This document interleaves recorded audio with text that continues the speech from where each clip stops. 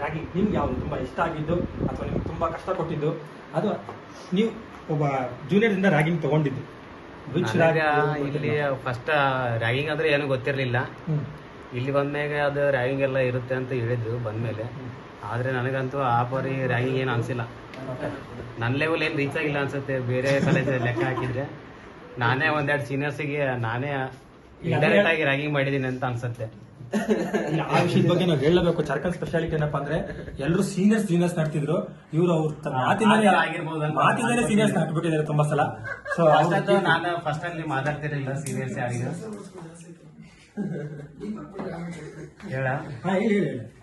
First of all ನಾ ಯಾರಿಗೂ ಜಾಸ್ತಿ ಮಾತಾಡ್ತಿರ್ಲಿಲ್ಲ. ಸೀನಿಯರ್ಸ್ ಮಾತಾಡಿದ್ರೆ ಮತ್ತೆ ಹಿಡಿತಾರ ಅಂತ ಬಿಡ್ತಿದ್ದೆ. ಒಂದ್ ಟೈಮಲ್ಲಿ ಎಲ್ಲರೂ ಹಿಡ್ಕೊಂಡಿದಾಗ ಮಾತಾಡಲ್ಲ ಯಾಕ ನೀನು ಮಾತಾಡ್ಬೇಕು ಅಂತ ಒಬ್ಬರು ಸೀನಿಯರ್ ಇದು ಮಾಡಿದ್ರು, ಫೋರ್ಸ್ ಮಾಡಿದ್ರು.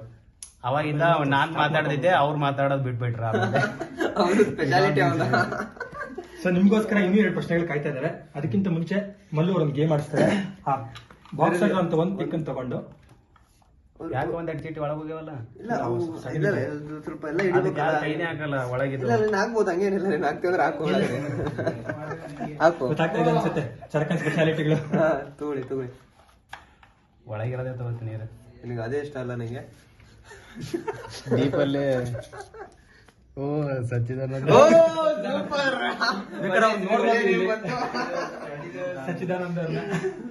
ಅವ್ರ ಬಗ್ಗೆ ಏನ್ ಹೇಳ್ತಾರೆ ನೋಡೋಣ. ಸ್ವಲ್ಪ ನಮ್ಗೆಲ್ರಿಗೂ ಗೊತ್ತಿಲ್ದ ವಿಷಯ ಹೇಳ್ಬೇಕು. ಅವ್ರ ಕ್ವಶನ್ ಇಲ್ಲ ಅವ್ರ ಬಗ್ಗೆ, ನಾನೇ ಹೇಳ್ಬೇಕು. ಅವ್ರ ಬಗ್ಗೆ ಏನಾದ್ರು ಹಿಡನ್ ಥಿಂಗ್ ಯಾರಿಗೂ ಗೊತ್ತಿಲ್ದಿರೋದು, ನೀನು ಅಬ್ಸರ್ವ್ ಮಾಡಿರೋದು.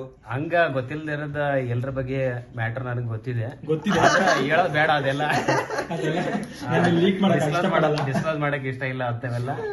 ಸಚ್ಚಿದಾನಂದ ಅಂದ್ರೆ ಆಲ್ಮೋಸ್ಟ್ ನಮ್ದ ಒಂಥರ ಮಿರರ್ ಇಮೇಜ್ ಇದ್ದಂಗೆ. ಥಾಟ್ಸ್ ಆಲ್ಮೋಸ್ಟ್ ಎಲ್ಲ ಈಕ್ವಲಿ ಇರುತ್ತೆ. ಯಾವುದೇ ಮ್ಯಾಟರ್ ಆಗಲಿ ಆಲ್ಮೋಸ್ಟ್ ಎಲ್ಲ ಎಲ್ಲದರಲ್ಲೂ ಒಂಥರ ಥಿಂಕಿಂಗ್ ಕ್ವಾಲಿಟಿ ಇಬ್ರದ್ದು ಆಲ್ಮೋಸ್ಟ್ ಸೇಮ್ ಇರುತ್ತೆ. ಹಾ, ಒಂದೊಂದು ಟೈಮ್ ನಾನು ಒಂದೇ ಥಿಂಕಿಂಗ್ ಮಾಡ್ತಿರ್ತೀನಿ, ಅವನು ಒಂದೇ ಥಿಂಕಿಂಗ್ ಮಾಡ್ತಾ ಇರ್ತೀನಿ. ಇಬ್ಬರದು ಥಾಟ್ ಒಂದೇ ಆಗಿ ಅದು ಈ ಥಾಟ್ ಏನೋ ಅಂದ್ರಲ್ಲ ಮೊನ್ನೆ ಥಾಟ್ ಆಗಿತ್ತು. ಅಲ್ಲ ಮತ್ತೇನೋ ನಿಮಗೂ ಅವ್ರಿಗೂ ಕ್ಲಾಶ್ ಆಯ್ತು ಅಂತ ಕೇಳ್ಪಟ್ವಿ. ಒಂದೇ ಹುಡುಗಿ ನಾನು ನೋಡಿದ್ರಿ, ನೀವು ನಿಮ್ಮ ಹುಡುಗಿ ಅವ್ರು ಕರ್ಕೊಂಡು ಹೋಗಿರ್ತಾರ ಅಲ್ಲೂ ಥಾಟ್ ಸಿಂಕ್ ಆಗಿರ್ಬೇಕು ಅನ್ಸುತ್ತೆ. ಏನಿಲ್ಲ ಅಂತದೆಲ್ಲ. ಸೊ ನೆಕ್ಸ್ಟ್ ಕ್ವೆಶ್ಚನ್ ಗೋಸ್, ನಾವೆಲ್ಲ ಸಪೋರ್ಟಿವ್ ಇರ್ತೀವಿ ಎಲ್ಲ ಒಬ್ರಿಗೊಬ್ರು.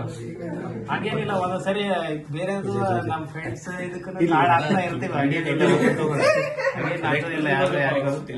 Okay, next question. ಹಾಸ್ಟೆಲ್ ಅಲ್ಲಿ ತುಂಬಾ ನಿಮ್ಗೆ ಅನ್ಸಿದೆ ಕ್ರೇಜಿ ಫ್ರೆಂಡ್ ಅವ್ರ ಕ್ರೇಜಿ ಜೂನಿಯರ್? ಸ್ವಲ್ಪ ಫ್ಯಾನ್ ಹಾಕು, ಸ್ವಲ್ಪ ಬೆವರ್ತಾ ಇದ್ರಲ್ಲ ಯಾಕೋ ಕ್ರೇಜಿ ಅಂತ, ಅದಕ್ಕೆ ಫ್ಯಾನ್ ಹಾಕೋದ್ರಿಂದ. ಕ್ರೇಜಿ ಫ್ರೆಂಡ್ ಆಲ್ಮೋಸ್ಟ್ ಎಲ್ಲ ಕ್ರೇಜಿನೇ ಇದೆಯಪ್ಪ ಎಲ್ಲ. ಅದಕ್ಕೆ ನಾವು ಕ್ರೇಜಿ ಬಾಯ್ಸ್ ಅಂತ ಗ್ರೂಪ್ ಮಾಡಿರೋದಲ್ಲ. ಸೊ ಈಗ ಮುಂದಿನ ಪ್ರಶ್ನೆ ಒಂದು ಸ್ವಲ್ಪ ಅದೇ ಹೇಗೆ ಇಮೋಷನಲ್ ಕ್ವಶನ್. ನಾಳೆಯಿಂದ ನಾವೆಲ್ಲರೂ ಹಾಸ್ಟೆಲ್ ಇರಲ್ಲ ಅನ್ಸುತ್ತೆ, ಮುಂದೆ 2-3 ದಿನ ಇರ್ತೀವಿ ಅನ್ಸುತ್ತೆ ತುಂಬಾ ಅಂದ್ರೆ. ಸೊ ಹಾಸ್ಟೆಲ್ನ ನೆನೆಸ್ಕೊಂಡಿದ ತಕ್ಷಣ ನಾಳೆ ನಾವು ಇರಲ್ಲ ಅಂದಿದ ತಕ್ಷಣ ನಿಮ್ಗೆ ಅನುಭವ ಅಂತ ಒಂದು ಫಸ್ಟ್ ಮೆಮೊರಿ, ಫಸ್ಟ್ ಫೀಲಿಂಗ್, ತುಂಬಾ ಕಾಡುವಂತ ಮೆಮೊರಿ ಅವರು? ಹಾಸ್ಟೆಲ್ ನಾನು ಫಸ್ಟ್ ಆಫ್ ಆಲ್ ಇದೇ ಫಸ್ಟ್ ಟೈಮ್ ಇರೋದು ಹಾಸ್ಟೆಲ್. ಅಂದ್ರೆ ಹಾಸ್ಟೆಲ್ ಅಂದ್ರೆ ಇದು ಒಂದು ಫ್ಯಾಮಿಲಿ ಇದ್ದಂಗೆ. ಇದೊಂಥರ ನಾವು ಬಯಸದೆ ಎಲ್ಲ ಬೇರೆ ಬೇರೆ ಕಡೆದಾಗ ಬಂದು ಇಲ್ಲಿ ಒಟ್ಟುಗೂಡಿ ಒಬ್ರಿಗೊಬ್ರು ಎಲ್ಲ ಪ್ರೀತಿ ವಿಶ್ವಾಸ ಎಲ್ಲ ಹಂಚ್ಕೊಂಡಿರ್ತೀವಿ. ಮತ್ತು ಅವ್ರದ್ದು ಹಿಸ್ಟ್ರಿನೂ ಬೇರೆ ತಿಳ್ಕೊಂಡಿರ್ತೀವಿ, ಎಲ್ಲಿಂದ ಬರುತ್ತೆ, ಯಾವ ಥರ ಅವ್ರದ್ದು ಕಷ್ಟ ಪರಿಶ್ರಮ ಎಲ್ಲ ಇರುತ್ತೆ, ಅವ್ರ ಕುಟುಂಬ ಯಾವ ಥರ ಇರುತ್ತೆ ಅದ್ರ ಬಗ್ಗೆ ಗೊತ್ತಾಗಿರುತ್ತೆ. ಈ ಎಲ್ಲ ರಿಚ್ ಫ್ಯಾಮಿಲಿಯಿಂದ ಬಂದಿಲ್ಲ, ಒಬ್ಬೊಬ್ಬರು ಮಿಡ್ಲ್ ಕ್ಲಾಸ್, ಒಬ್ಬರು ಪುವರಿಟಿ, ಎಲ್ಲರಿಂದ ಬಂದಿದ್ದೀವಿ. ಇದೊಂಥರ ಫ್ಯಾಮಿಲಿ ಇದ್ದಂಗೆ. ಇದು ಹಾಸ್ಟೆಲ್ ಒಂದು ಕುಟುಂಬನೇ. ಇದು ಮಿಸ್ ಮಾಡ್ಕೋತೀನಿ ಭಾಳ.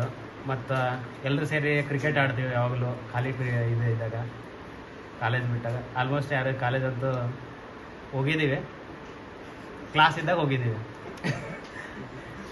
ತುಂಬಾ ಖುಷಿ ಆಯ್ತು ಮಾತಾಡ್ಸಿ. ಆದ್ರೂ ತುಂಬಾ ವಿಷಯಗಳಿದೆ ಅಂತ ಅನ್ಸುತ್ತೆ, ಹೇಳೋದು ತುಂಬಾ ಇದೆ. ಆದ್ರೆ ತುಂಬಾ ಜನ ಇದಾರಲ್ಲ, ಹಾಗಾಗಿ ಕ್ಯಾಮ್ರಾಮನ್ ಕೈ ನೋವಾಗಬಾರ್ದು. ಹಾಗಾಗಿ ಅವ್ರ ಕನ್ಸರ್ನ್ ಇಂದ ನಾವು ನೆಕ್ಸ್ಟ್ ಪಾರ್ಟಿಸಿಪೇಟ್